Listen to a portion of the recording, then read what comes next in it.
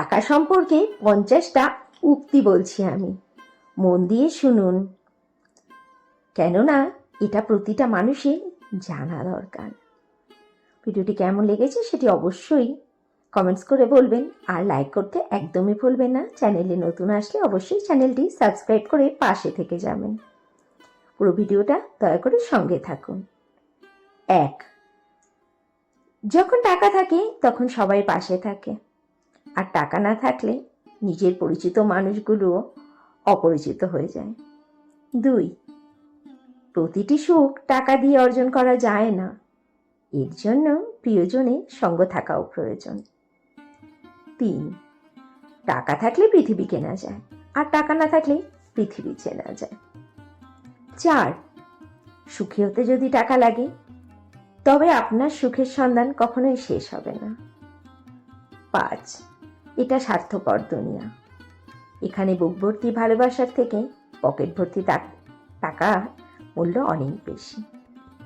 6, যখন কাছে টাকা থাকবে তখন ভালোবাসার মানুষের অভাব হবে না। 7, অতিরিক্ত টাকা একজন ব্যক্তিকে স্বার্থপর এবং অহংকারী করে তোলে। 8, প্রয়োজনের অতিরিক্ত অর্থ কোনো মানুষের মঙ্গল আনতে পারে না।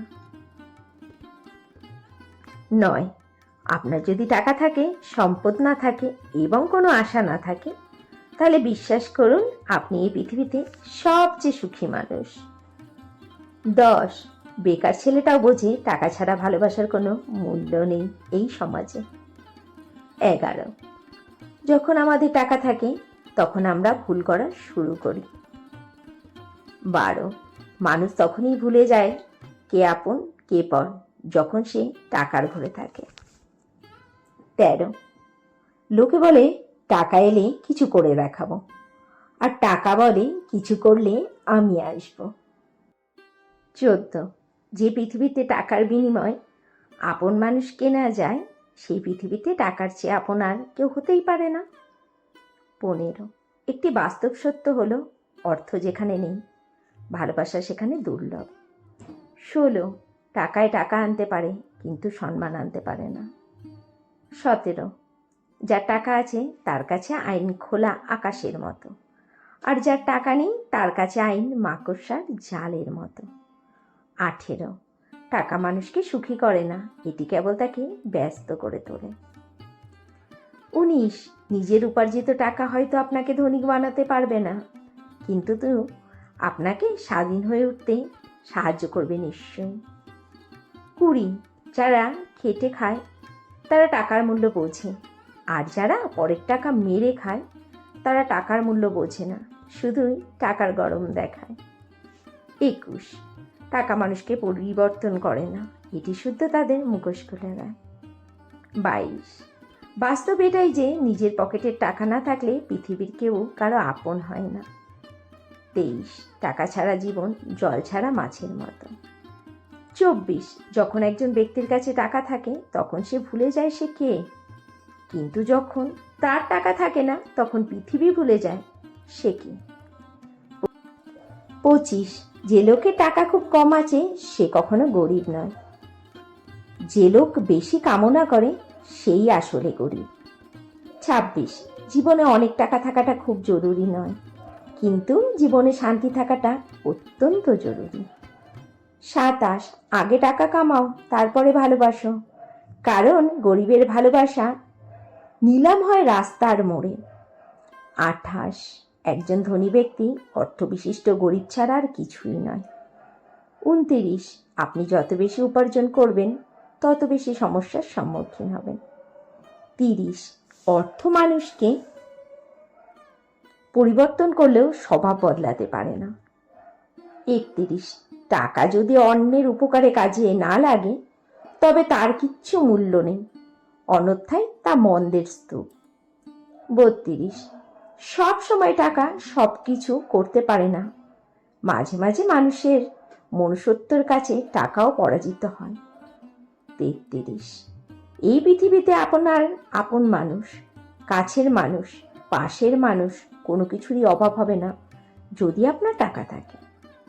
34, টাকা ধার দেওয়ার সময় নিজেকে মহান মনে হয়, তার পাওনা টাকা চাওয়ার সময় নিজেকে ভিক্ষুক মনে হয়। 35, এই পৃথিবীতে সবাই টাকা ও প্রশংসা নিতে চায়, কিন্তু কেউ দিতে চায় না।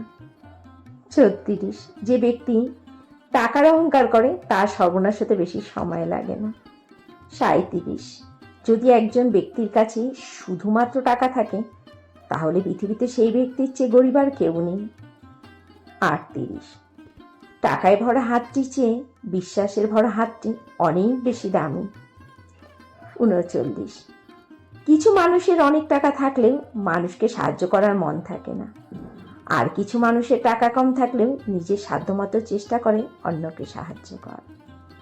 40, টাকাই সবকিছু নয়, কিন্তু সবকিছুর জন্যই টাকা দরকার।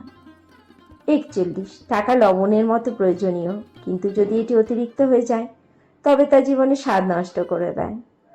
42, টাকা রোজগার করা বড় কথা, কিন্তু পরিবারের সাথে একসঙ্গে বসে খাওয়া তার থেকেও বড় কথা। 43, আজকের যুগে যার টাকা আছে সবাই তার বন্ধু। 44, টাকার প্রশ্ন হলে সবাই একই ধর্মের। 45, অনেকে বলে আমি নাকি টাকাকে ভালোবাসি, কিন্তু আমি টাকাকে ভালোবাসি না, আমি অভাবকে বড় বেশি ভয় পাই। 46, টাকা দিয়ে খুশি কেনা যায়, কিন্তু শান্তি কেনা যায় না। 47, পার্থিব জীবনে টাকা ছাড়া সুখী হওয়া যায় না। 48, টাকা ছাড়া প্রত্যেকটা পুরুষ অসহায়। 39,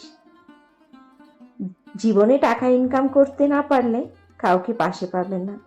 50, স্বার্থ আর অর্থ ভালো মানুষকেও অমানুষ করে তোলে। আপনাদের সাথে কথা বলতে বলতে গোটা দিনটাই পার হয়ে গেল, বড্ড বেশি জ্ঞান দিয়ে ফেললাম। আবার ফেরত চলে এলাম ব্লগের শেষ লগ্নে। রাতের খাবারে তৈরি করে নিচ্ছি লুচি। সকালেই তৈরি করে রেখেছিলাম আলু কুমড়ো ছক্কা, আর রয়েছে স্যালাড। এই দিয়ে আজকে ডিনারটা সারবো। আজ যেহেতু শুক্রবারে আমাদের বাড়িতে ভেজ হয়, আর আমরা যেহেতু অনুকূল ঠাকুরের দীক্ষিত, এই জন্য তাহলে আজকের ব্লগটা আর কন্টিনিউ করব না, এখানেই শেষ করে দেব। সবাই ভালো থাকবেন, সুস্থ থাকবেন, সাবধানে থাকবেন।